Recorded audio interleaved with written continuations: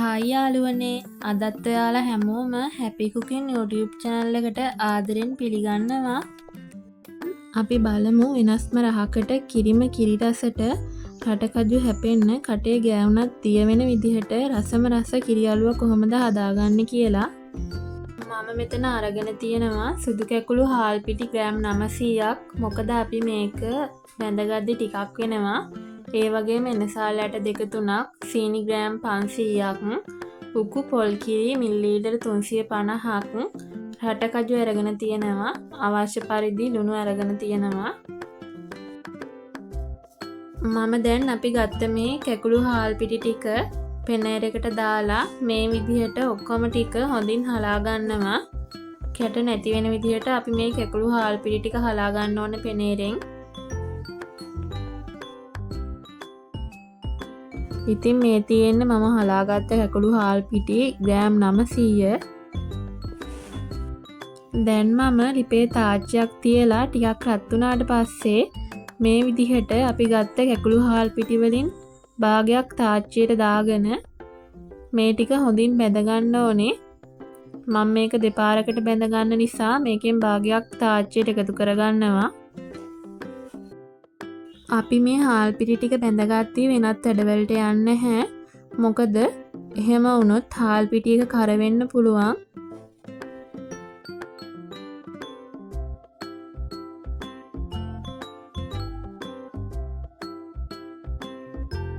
ඔයාලට පේනවා ඇති අපේ මේ අමු හාල් පිටි එක බැඳෙද්දී සුදු පාට දුමක් වගේ එනවා.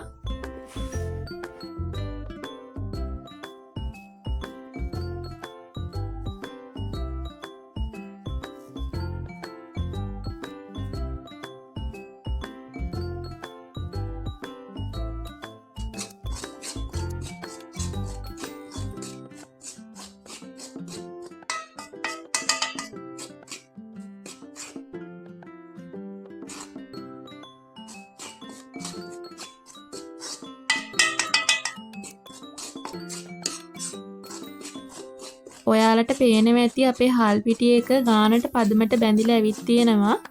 මේක අතටම දැනෙනවා වැලි වගේ හොඳට විසෙන්න ගානට ආපුහම අපි මේ හාල් පිටි එක ලිපෙන් බා ගන්න ඕනේ. ඔය කට්ටිය මතක ඇතුව හාල් පිටි එක ලිපෙන් බාගද්දී මේක ගොඩක් රස්න නිසා ප්ලාස්ටික් වාජන වලට දාගන්න එපා.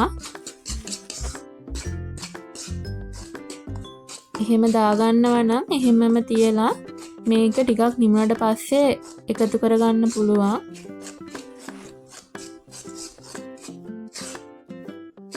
දැන් අපි අපේ හාල් පිටි එක ගානට බැඳිලා නිසා වෙනත් වාජනයකට අපේ හාල් පිටි එක අස් කරගන්න ඕනේ.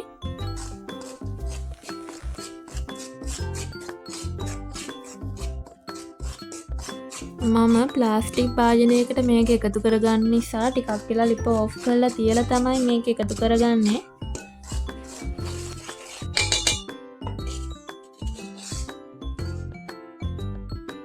දැන් මං අපි කලින් බැඳගත්ත විදිහටම අපේ ඉතුරු කැකුළු හාල් පිටි ටිකත් මේ විදිහට තාච්චියේ දාලා හොඳින් බැඳ ගන්නවා.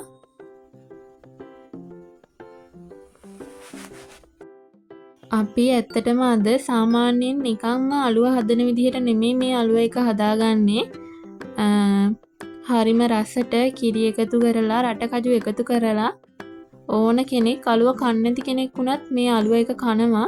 ඒ විදිහට තමයි අපි මේ අලුව එක අද හදාගන්න යන්නේ.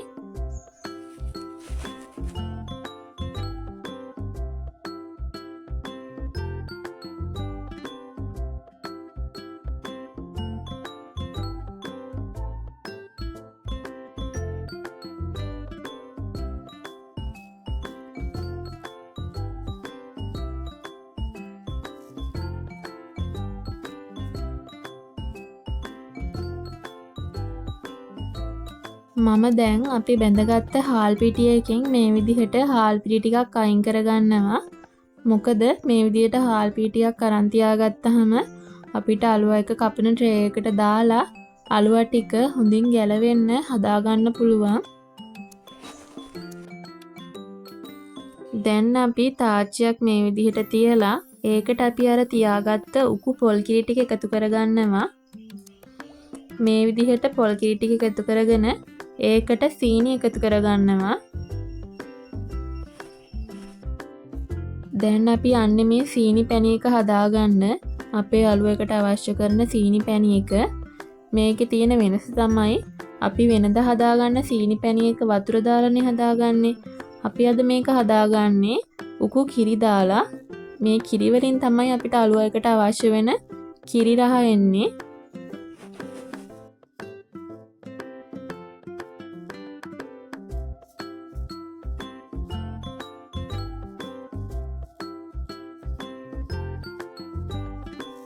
ගානට පදමට ඇවිත් නිසා මම මේකට එනසාල් ඇට 3-4ක් ඒ වගේම ලුණු එකතු කරගන්නවා.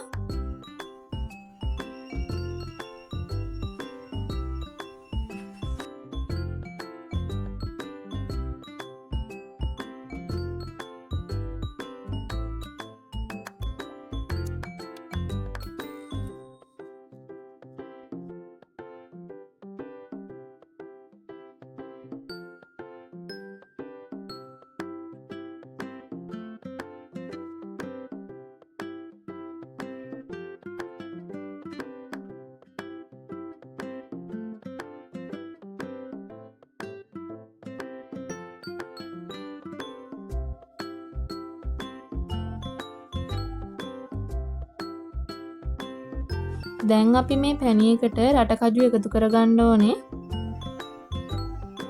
මේ විදිහට රටකජු එකතු කරගෙන විනාඩි 2-3ක් වගේ මේ විදිහට හොඳින් කවලම් කරගන්න ඕනේ.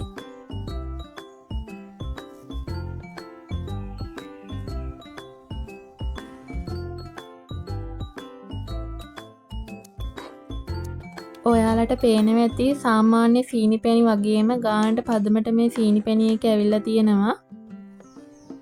දැන් අපි මේකට අපි බැඳගත්ත අපේ හාල් පිටි එක එකතු කරගෙන හොඳින් කවලම් කරගන්න ඕනේ. මේක හොඳින් මිශ්‍ර කරගන්න.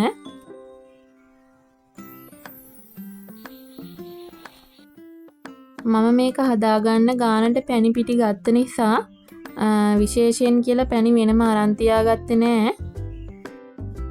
කෙනෙක්ට මේ අලුව එක හදන්න සීනි පැණි මදි වෙයි කියලා හිතනවා නම් වැඩිපුර සීනි ටිකක් දාලා පැණි එක හදාගෙන පැණි ටිකක් අරන් තියාගන්න පුළුවන්.